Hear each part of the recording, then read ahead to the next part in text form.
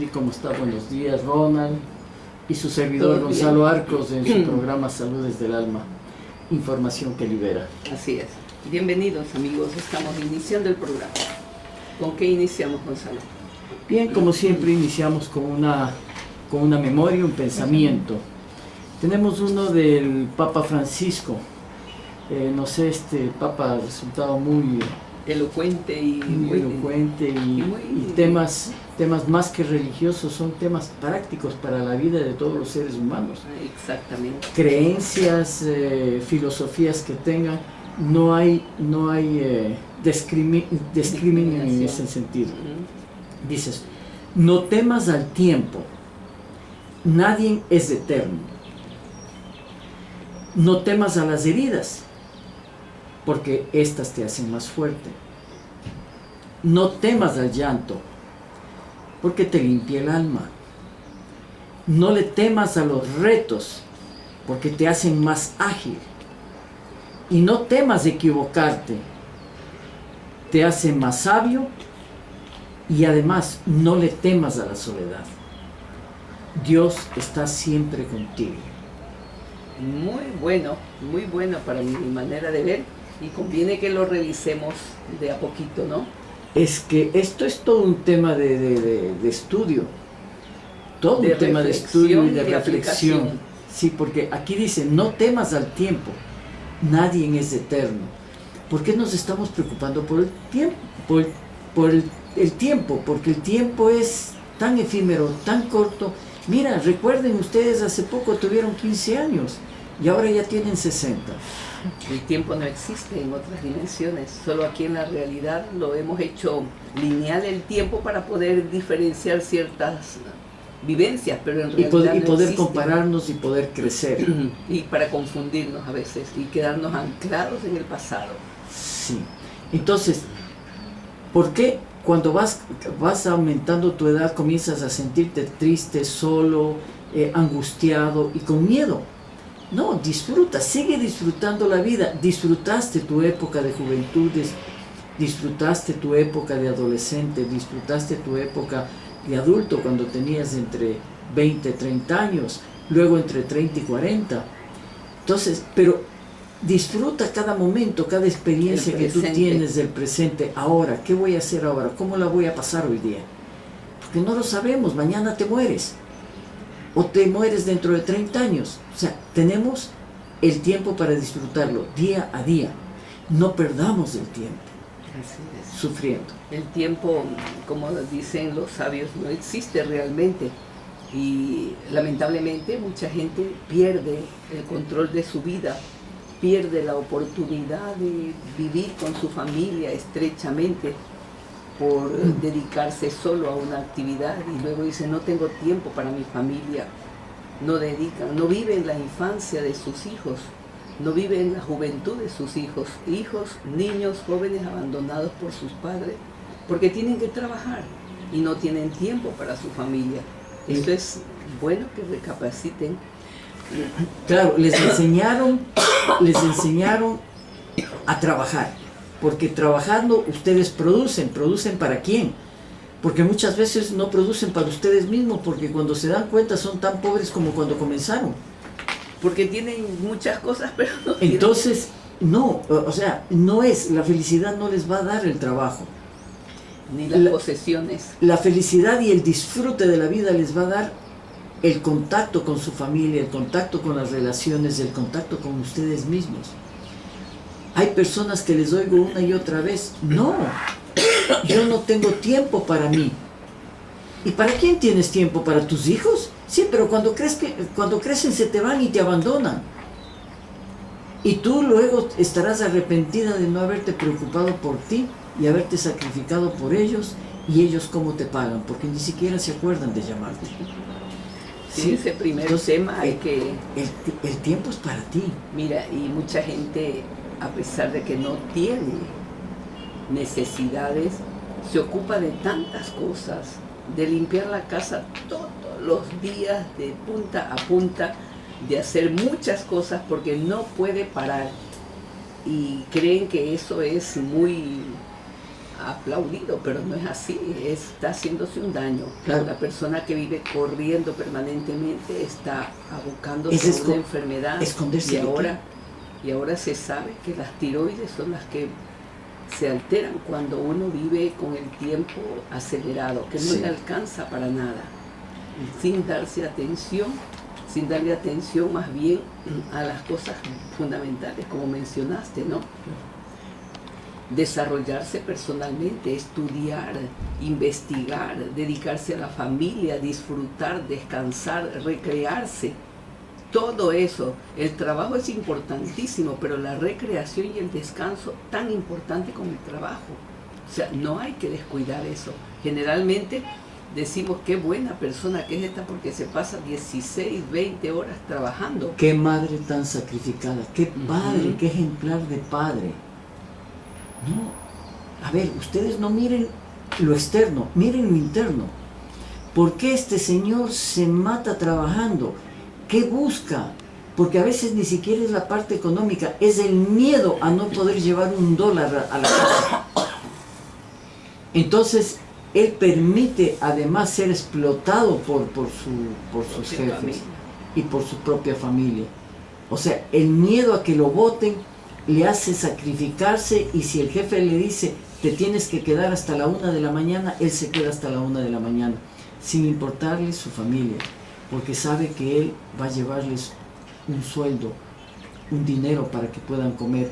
Habrá ocasiones, Gonzalo, en que sí se necesite, ¿no?, colaborar con la empresa que le está dando el sustento, pero no esclavizarse. Sí, pero, o sea, uno tiene que ser responsable consigo mismo y con la familia y con la empresa. Claro, porque si él está bien con él, está bien con la familia, él rinde en la empresa perfectamente. Es más, va a rendir más de la otra forma, en cambio, que por los miedos está ahí, ¿sí? Atorado. Bien, y podemos pasar a la otra tal vez. No temas a las heridas, te hacen más fuerte. Imagínense ustedes si no tuvieran altibajos en la vida, todo fuera plano. ¿Qué vida más aburrida? Primero, no experimentan, no aprenden, no conocen nada. Se levantarían, irían a trabajar, irían a comer, irían a dormir, irían a trabajar, nada más. ¿Qué vida tan aburrida? ¿Qué vida desperdiciada? Entonces, necesitamos esa acción. La vida nos trae mucha acción, altibajos, nos da conflictos que tenemos que resolverlos, nos producen heridas, amamos a alguien y nos abandona. Y toda esa acción nos hace más fuertes. O sea, esas heridas son oportunidades que la vida nos da para aprender y sobreponernos a la situación.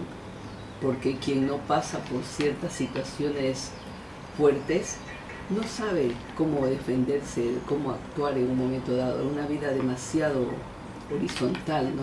Pero hay que aprovechar los golpes que tenemos en la vida, debemos aprovecharles, porque tenemos dos caminos: o aprendemos la lección o nos arrinconamos ahí hasta que pase la tormenta, pase el huracán, y a ver cómo salimos de ahí. O enfrentamos. Cuando enfrentamos, crecemos, superamos.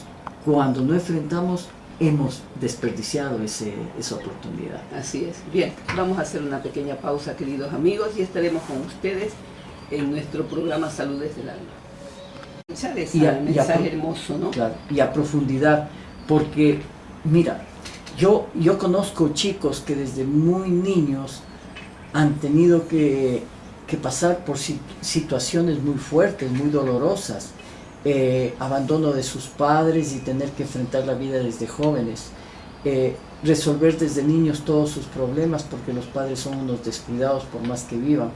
Entonces ese dolor, esas heridas les hicieron fuertes, y son personas muy, muy aguerridas después cuando crecen y son adultas, siempre y cuando pueden superar también esos dolores, porque se pueden quedar lamentando esa injusticia de la vida, pero no es así.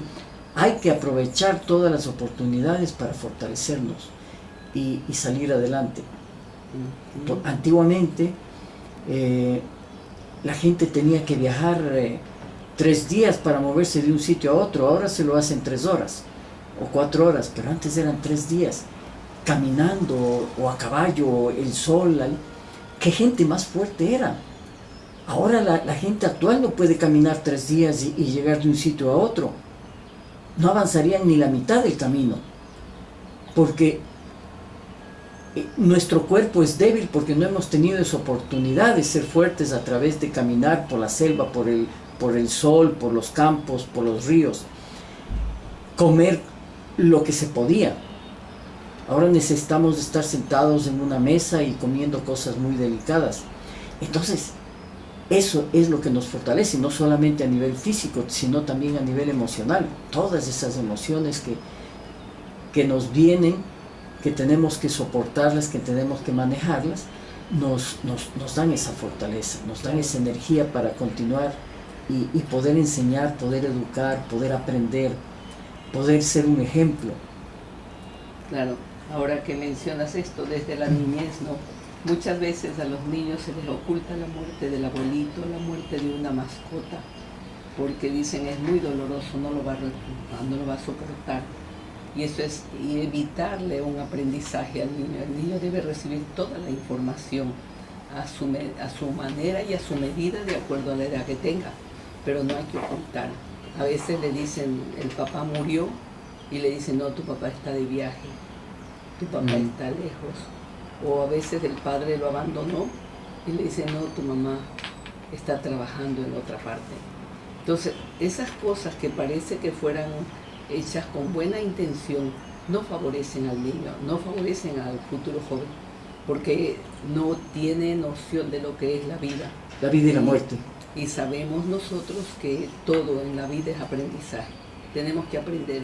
Sí. Si no lo aprendemos a las buenas, será a las malas. Y que tenemos un periodo de existencia también. Así es. Lo que sí no deben llevar a los niños es al cementerio. Exactamente. Pero sí enseñarles de que su abuelita se murió, su abuelito se murió, su papá, su hermano, ¿sí? Sin engaños. Entonces él es igual, él no va a entender. O sea, no va a tener ese sentimiento. Más bien tiene un sentimiento encontrado de decir, mi papá algún día va a venir y me va a ver. Pero no es así, el papá nunca más le va a volver a ver. Entonces después va a crear un mayor resentimiento con el papá. Y con la madre o la persona que le ocultó. Porque además le mintieron. Porque igual en el niño se crea un resentimiento cuando se va un ser querido.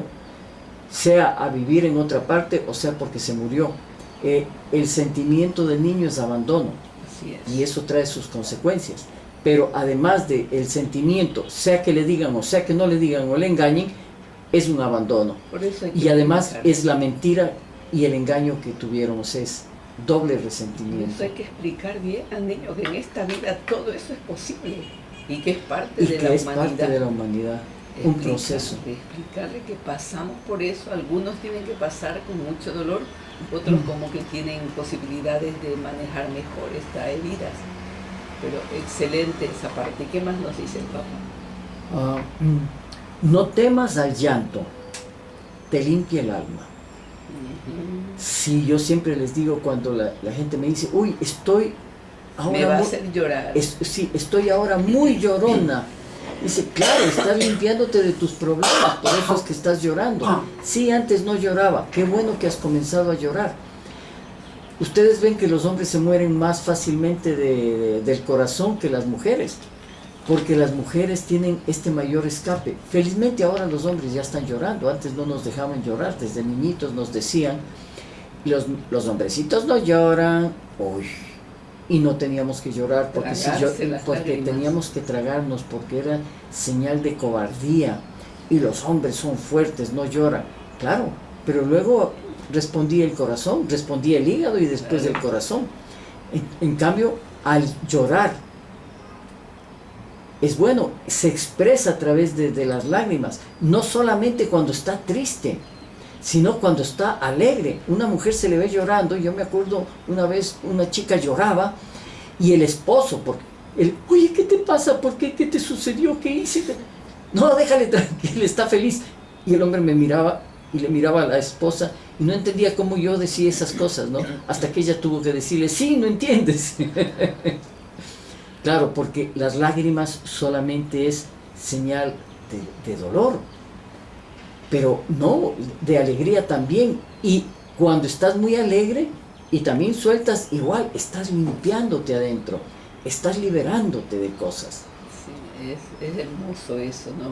¿Por qué nos habremos quedado en la costumbre de tener temor, tener pena, tener vergüenza de llorar? Porque a veces es vergüenza de que la gente nos vea llorando, como sinónimo de debilidad.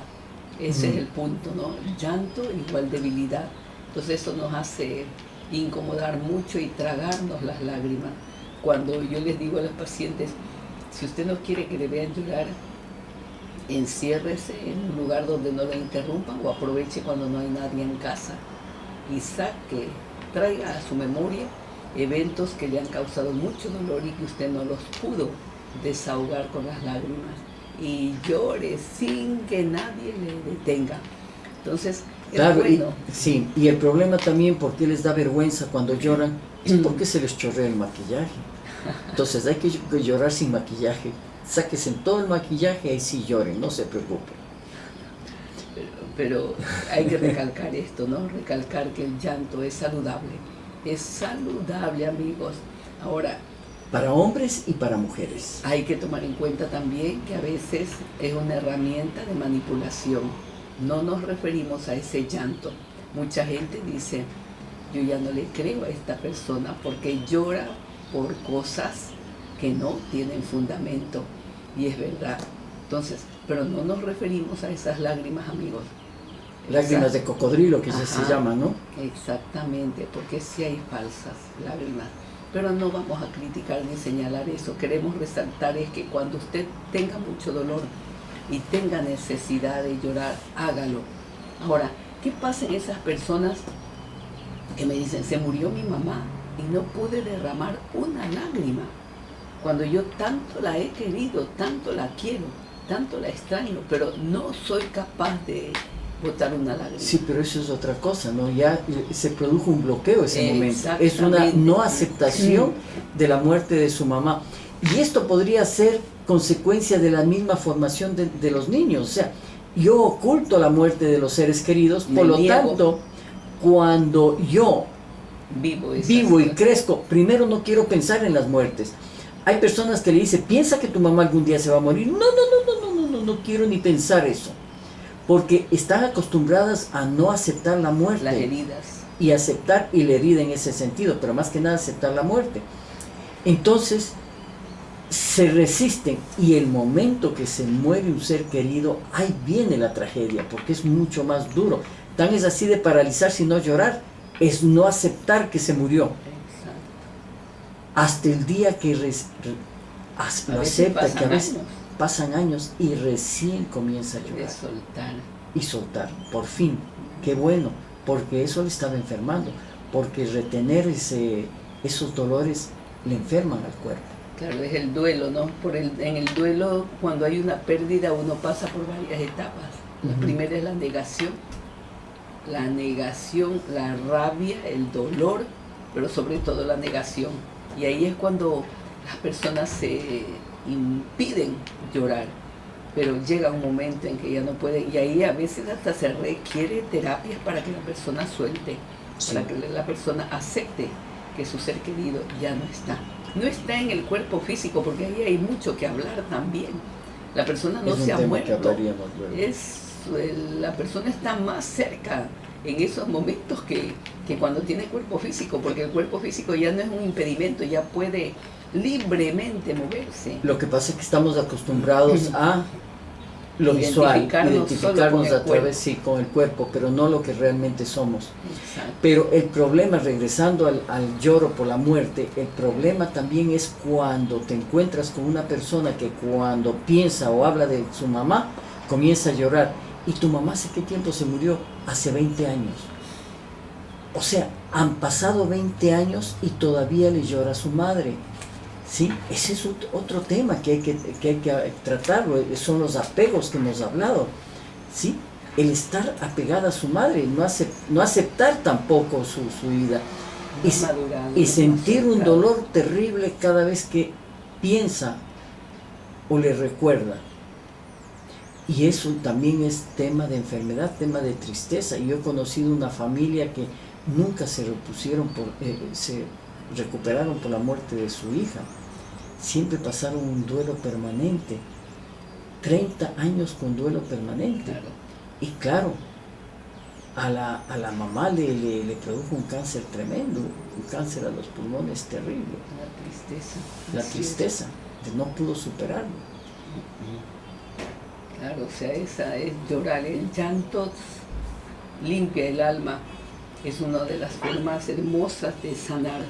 Ojalá pudiéramos ir aprendiendo a soltarlas cuando sentimos que nuestro corazón nos lo pide, porque es eso, a veces la razón, la mente se opone, el ego se opone, pero el corazón quiere soltar, quiere decir, quiere gritar que está triste. Claro, porque el inconsciente quiere soltar, ¿no? Así es. Es una incoherencia que a veces tenemos entre la mente y el alma.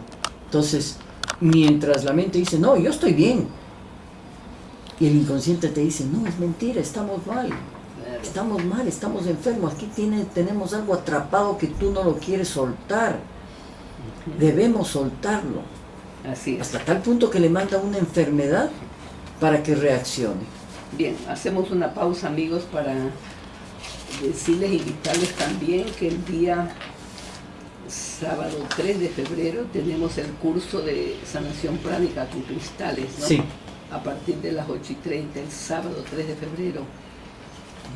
Y también recordarles, amigos, la invitación que hiciera ayer el doctor Hernán Carvajal sobre la conferencia que dictará el día viernes 26 de enero en la Universidad Católica, en la Galería El Mirador. El tema de la conferencia es alcanzando las metas a través del emprendimiento y la autogestión. Eso será el viernes 26 de enero en la Universidad Católica. La entrada es completamente libre y la persona que pueda hacer una donación, qué bueno. Luego el día sábado y domingo, 27 y 28 de enero, el curso de formación Manos para Sanar. Eso será dictado en la Unidad Educativa Montessori, que queda en Urdesa Central, en la calle Tercera y Dátiles, el sábado y el domingo de 8:30 a 4 de la tarde. Bien, amigos, regresamos en cuanto pasen unos mensajes. Preguntas, aclaraciones sobre estos temas, compartir experiencias sobre estos temas que estamos hablando, que ustedes lo han vivido, porque de alguna manera todos hemos vivido o vivimos estas experiencias en mayor o menor grado.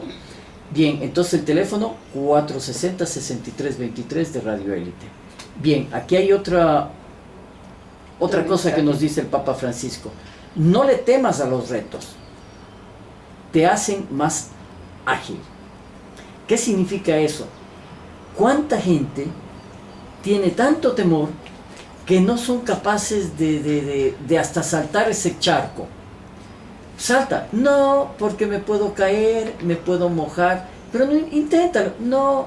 Entonces, los desafíos los rehuyen, se alejan de los desafíos, y los desafíos de lo que nos hacen más fuertes, nos hacen más ágiles. Y poniéndolo en ejemplos vividos ya en la vida diaria, cambiarse de empleo. Eso claro. Ese es un reto. ¿Cuánta gente tiene 20 años en un empleo donde ha sido maltratado, donde le han pagado mal, donde nunca estuvo satisfecho en ese trabajo, un trabajo que no le gustaba, ¿sí? Un trabajo mal pagado, todo, pero no fue capaz de decir, no, yo me voy de aquí. El miedo, a eso se refiere los retos, ¿no? Claro, el miedo a perder un empleo, el miedo a fracasar, y los retos es lo que a uno le hacen ágil, le hacen fuerte, le hacen seguro en su vida. Claro, son los miedos que a veces no son conscientes. Otro reto puede ser dejar una relación de pareja que le resulta ya tóxica, ¿no? Enfermiza, patológica. pero por el miedo a la soledad, miedo al abandono y miedo a fracasar otra vez, o qué dirá la sociedad, qué dirá la familia que he fracasado. Esos son los retos. Entonces, o tal vez, sí, tú ibas a decir algo. Claro, ¿y cuál es el pretexto? Lo hago por mis hijos. Y no es tal.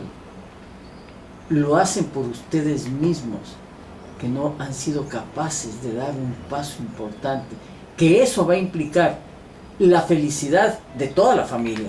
Claro. La felicidad suya, la felicidad de su pareja, la felicidad de sus hijos. Porque los hijos van a estar más satisfechos y más felices ver a una mamá feliz, ver a un papá feliz, separados aparte, que estar ahí juntos y verse la cara todos los días y estar listos para arrancar en una pelea, en una discusión y en reclamos. Y los niños escuchan todo el tiempo eso y ellos se crían con ese desamor, esa pelea, esa agresividad. Y cuando dicen, ¿por qué mi hijo tiene asma? ¿Por qué mi hijo tiene una diabetes? ¿Por qué mi hijo ha creado un cáncer siendo tan joven? Leucemia. Si él no tiene la culpa de nada, ¿de quién es la culpa? Y ellos, los padres, no aceptan que por la relación tóxica que tienen, han producido en el niño esa enfermedad. Pero es importante aclarar que no se sientan culpables los padres, que se sientan responsables de sanar ellos sus heridas para que sus hijos puedan sanarse. Claro, en cambio cuando están libres, cuando son felices los padres, los niños son sanos, los niños son felices. No se oye un grito en la casa, sino se oye una conversación, una discusión en términos de aclarar o de presentar sus puntos de vista, porque los padres les permiten eso a los niños. Ya no es el lloro, el llanto, el enojo, la pelea. Y se crían sanos. Otro reto es, por ejemplo, si tú dentro de tu profesión sabes que si aprendes algo más, si avanzas en esa preparación, va a resultarte más útil para ti, para tu desarrollo, para tu economía, pero por temor a que no puedas rendir, te detienes. O sea, todo eso son retos que se dan en todo momento en la vida. Tienes que cambiarte de país, tienes que cambiarte de provincia o de ciudad. O sea, hay miles de retos que la vida nos pone a cada uno de nosotros y nos impulsa y nos empuja. Claro. El mismo estudio, ¿cuánta gente está estudiando y ya está en tercer año o en sexto semestre, como sea? Y de pronto se da cuenta que eso no es lo que le gusta y lo que le va a hacer feliz en la vida. Pero descubrió que, bueno, estaba estudiando medicina, pero le gustó que arquitectura es lo suyo. Pero no se atreve a dejar los estudios por ese temor, ¿no?, al fracaso. Perder 3 años de mi vida, ¿qué importa? Hablamos de que no existe el tiempo. Entonces hay gente que se gradúa a los 26 años, 27 años, y hay otros que se gradúan a los 24, no hay problema. Pero él va a comenzar la verdadera carrera que él debería, que le va a hacer feliz en su futuro. ¿Sí?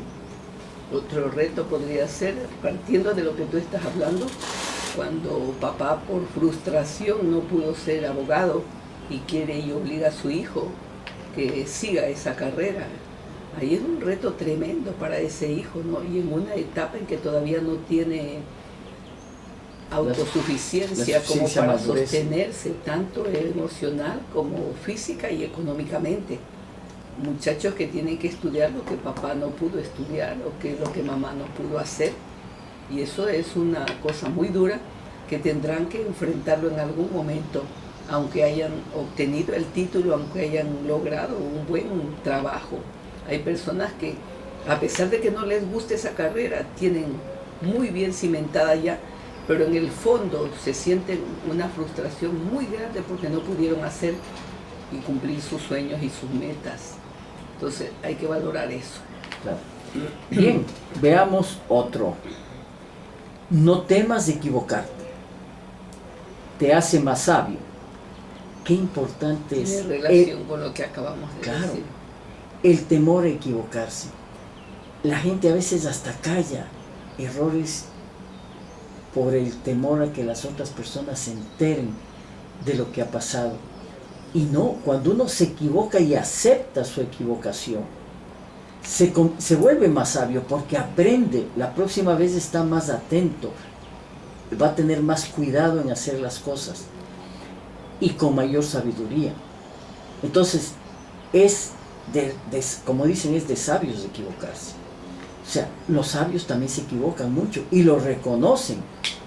Y el sabio que no lo reconoce, lanzan una teoría que nos dura 200 años y después de 200 años nos hemos dado cuenta que estaba equivocado. Pero bueno, felizmente él ya se murió, ya no tiene problema. Que el que no comete errores es el que no hace nada. Pero el que trabaja, el que emprende, el que hace cosas, ese sí llegará el momento en que se equivocará. Pero el que no hace nada es lógico, así es que no te detengas. Hay que lanzarse, hay que tener esos retos para poder avanzar en sabiduría, para poder avanzar en todo. Yo pienso que lo que nos está señalando el Papa es elemental. ¿Cómo podemos los seres humanos aprender de nuestros errores? Vamos a cometerlos. Recuerden amigos, que esta vida es un aprendizaje continuo. Aquí venimos a aprender a sanar las heridas que en vidas pasadas se han quedado ahí grabadas. Por eso es que muchas de las cosas que nos suceden en esta no sabemos. ¿Por qué? ¿Por qué tengo yo que vivir esto? Si no he hecho ningún mal a nadie, ¿por qué tengo que pasar por este dolor? Eso es lo que no comprendemos la mayoría de las veces, ¿no? Por eso te doy permiso a equivocarte. Yo mismo me digo, me doy permiso a equivocarme. Así es. Y reconocerlo, que es la parte difícil. El ego no nos permite a veces reconocer nuestras fallas, reconocer nuestras equivocaciones. Y como no nos permite reconocer la equivocación, estamos ahí, haciendo las cosas sabiendo que están equivocadas, pero por no dar el brazo a torcer. Reconózcanle. Eso es de sabios. A mí me gusta que una persona me diga, oye, la discusión que teníamos el otro día, que yo me mantenía en este punto, tú tienes razón. ¡Wow! Es que yo le voy a dar un abrazo, y no porque yo gané, sino porque esa persona reconoció. Y qué bueno, porque yo le tengo más confianza en ese momento. Estoy más seguro con alguien que reconoce sus errores. Claro. Pero no es reconocer el error para que ya no digan nada, ¿no? Ya, me equivoqué, bueno, me equivoqué. Sí, como una ligereza, como diciendo, no, ya no molestes. Eso no funciona. Uno tiene que reconocer desde el alma su error y decir, comprometerse consigo mismo. Claro. ¿Sí? Esto que me sirva de lección y aprender para no volverlo a cometer. Claro, esa es la clave. Ahí está la clave, porque si no, no sirve de nada. Porque se pasan disculpándose. Disculpa, me equivoqué, y punto, no pasa nada. Disculpa, me equivoqué, disculpa, me equivoqué. Exactamente. En cambio, de esas personas uno tiene que desconfiar. Perfectamente, es la clave para poder avanzar en realidad cuanto a buena orientación. Por eso es necesario no solamente la lectura de los mensajes de cuánta gente sabia, ¿no? Hay pensamientos hermosos. Y vamos entonces a hacer una pequeña pausa nuevamente. Estaremos con ustedes inmediatamente, amigos.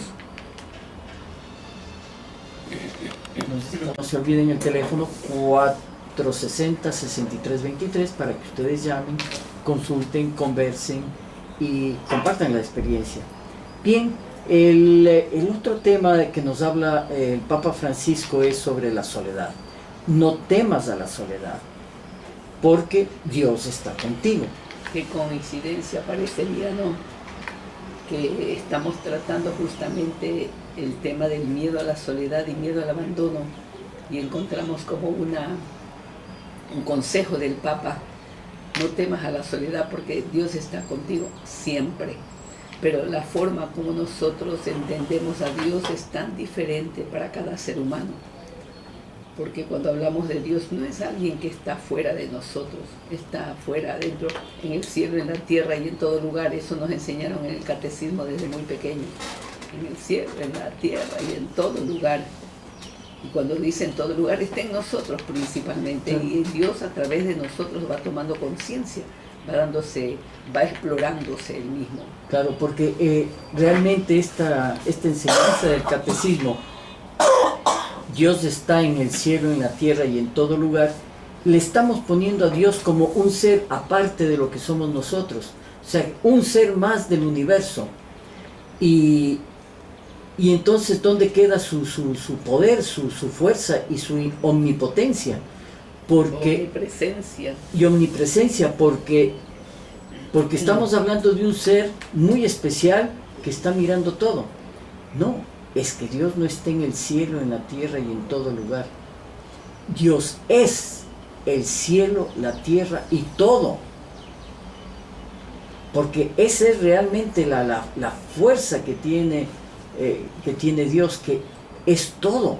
Dios es el universo, por lo tanto Dios somos nosotros, ¿sí? Porque somos parte de él, somos una chispa, y en diferentes manifestaciones. El cuerpo físico, que es un tipo de manifestación más densa, como los planetas, las estrellas, los asteroides, ¿sí? Energías más densas que se los puede ver, pero hay energías más sutiles que también son Dios. Nuestras emociones no se las ve, nuestros pensamientos tampoco se le ve, nuestro espíritu, lo que realmente somos, o sea, son energías muy diferentes, muy sutiles, pero son él mismo. O sea, la vibración es lo único que cambia, la frecuencia vibratoria, nada más. La energía es una, el universo es uno. Y siempre estamos acompañados. Claro, y cuando dice, no temas a la soledad, porque Dios está contigo siempre, o sea, eres tú parte de todo. Y eso los animales lo entienden muy bien por su conciencia colectiva. Que un animal puede estar en manada, como puede estar solo también. Y no se siente triste mucho por su soledad, porque está conectado con toda la manada. Es más, cuando la manada comienza a hacer algo, aprende a hacer algo, que está muy lejos de la manada, también con el tiempo comienza a hacer esa forma de actuar y todo. Yo recuerdo siempre las salamanquesas, estas lagartijas que andan dentro de la casa, que son blanquitas. Ellas no emitían nunca un sonido, jamás emitían un sonido. Y un día yo de madrugada oía golpes, que alguien tocaba la puerta, el vecino, digo, caramba, y no le abren la puerta. Y al día siguiente lo mismo. Qué barbaridad, porque siempre hacen lo mismo. Y luego, eso era en mi casa, y luego comienzo a oír ese mismo sonido en la oficina, en Ollantay. Y cuando me doy cuenta, han sido las salamanquesas. Comenzaron a producir su sonido. Y alguna comenzó. Y comenzaron a imitar todas. Así, y las salamanquesas andan solas, ¿no? No es que andan, bueno, se les ve de repente en pareja, pero por lo general andan solas. Y comenzaron todas a aprender a producir ese sonido. Claro, ya la comunicación a través de sonidos. Antes no sé cómo se comunicaban. Ese mecanismo es la resonancia mórfica, y eso se da en todos los seres vivos y aún en los seres humanos. Por eso es que se pide llegar a la masa crítica de un número determinado de animales o de seres humanos que eleven su conciencia, que adquieran un desarrollo humano y desarrollo personal y desarrollo de conciencia, sobre todo, un número específico para que la humanidad entre en un estado de paz y de armonía que tanto se sueña en esta era del Acuarios. Bien, entonces nos faltan unos milloncitos más. Bien, eso es. Entonces, nunca estás solo. Si tú crees que estás solo, no estás solo. Ahora, sí, ¿por qué la persona tiene miedo a la soledad? Ahí ese es el punto, ¿no? Porque hay que tener conciencia y aceptar que hay mucho miedo a la soledad. Y hay muchos factores. Claro. Hay muchos, podemos citarlos, varios, por cuál comenzamos, por ejemplo. Yo pienso que el miedo a la soledad está impreso en el ser humano, que ha tenido un proyecto sentido de vida bastante trágico. Sabemos ya que el proyecto sentido lo hemos conversado aquí con los amigos. ¿De qué se trata? Se trata de todo lo que papá y mamá pensaban aún antes de concebirnos, lo que pensaron cuando nos concebían, la forma en que vivían ellos y cómo se expresaron, qué sintieron cuando se enteraron que nosotros estábamos ya en vientre de mamá. Todo ese lapso de vida en los 9 meses de embarazo impregnan totalmente nuestro futuro. La forma en que nacemos, si es por parto normal, si es por cesárea, si es con force, si es con ventosa, si hubo que sacar prematuramente, en fin, impregna totalmente un miedo profundo si es que hubo mucho trauma en esa etapa. Y luego los 3 primeros años de vida. Entonces, mira, es una etapa bastante larga y en ese tiempo el ser humano pequeño puede haber tenido momentos que vivió su madre y que impregnaron por completo la vida, las emociones, la mente de esa mujer y de ese niño. Bien, hay la otra parte que es la crianza. Por naturaleza, el mamífero protege a su hijo hasta que pueda crecer y pueda defenderse por sí solo. Entonces, le da de amamantar, que es protección. O sea, el bebé está rodeado de gente, está rodeado de sus padres y sus hermanos. Le van enseñando, le van alimentando, le van ayudando a crecer, le van estudiando. Entonces, el niño siempre está con gente alrededor. Entonces, ¿en qué momento se nos queda ese miedo a la soledad? Porque llega un rato en que ya tenemos que actuar solos, ya tenemos que salir de la dependencia de la familia y entrar a asumir nuestras propias responsabilidades y nuestra propia vida. Pero nos queda ese sentimiento de miedo a la soledad, como que no hubo una completa satisfacción por el trabajo que hicieron nuestros padres en ese momento.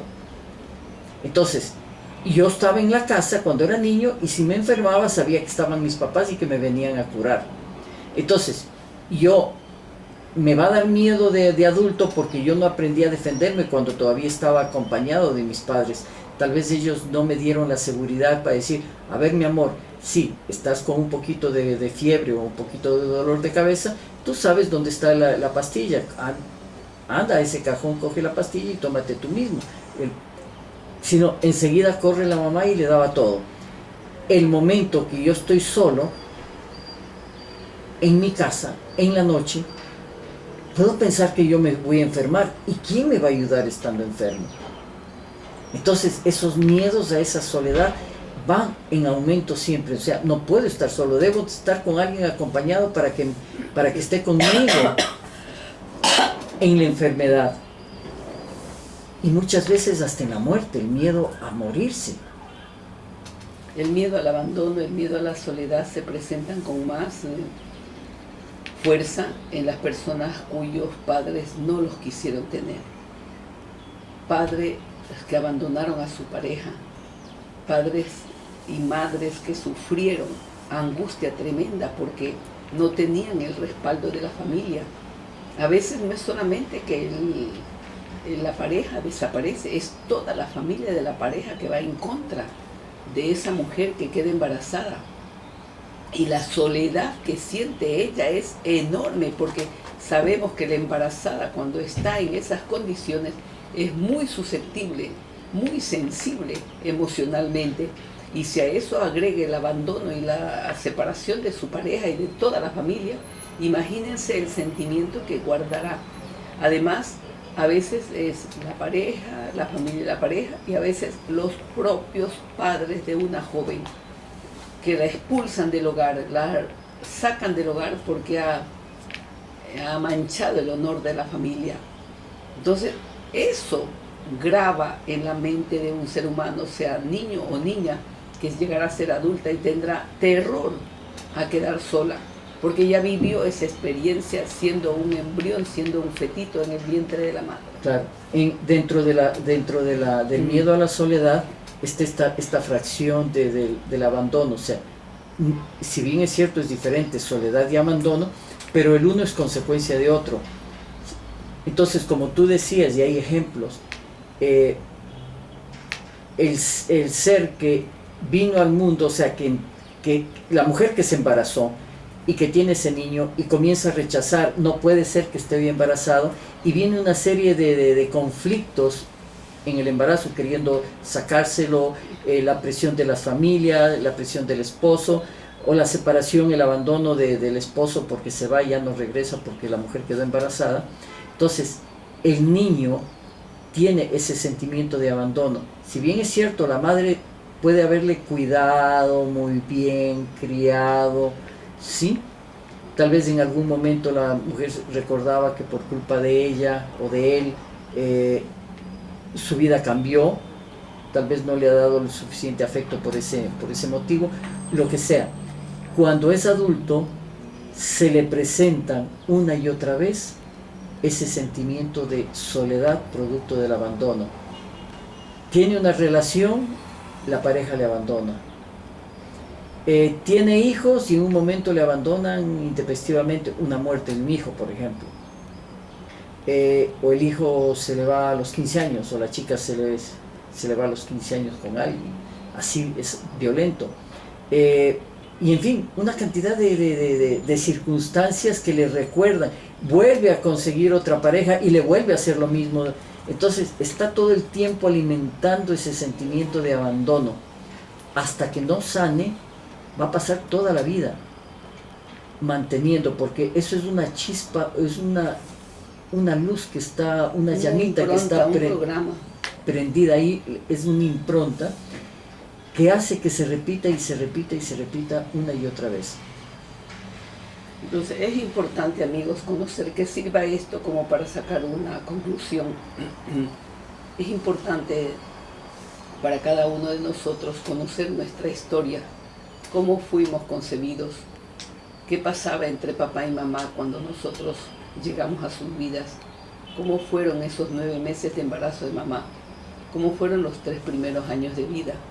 Todo eso va a significar y a darnos una comprensión de por qué vivimos lo que vivimos, por qué tenemos tanto miedo a la soledad, tanto miedo al abandono. Yo sé que no es fácil para muchas madres conversar la verdad, tienen vergüenza, tienen tristeza, tienen miedo a que sus hijos los rechacen, les señalen o las abandonen, y les aseguro que no va a pasar eso. Sucede un milagro. Generalmente la persona comprende, ahora entiendo todo el dolor que vivió mi madre, todo el dolor que vivió mi familia, y entonces cuando entendemos eso, hay una sanación hermosa en lo más profundo del alma. ¿Bien? Sí.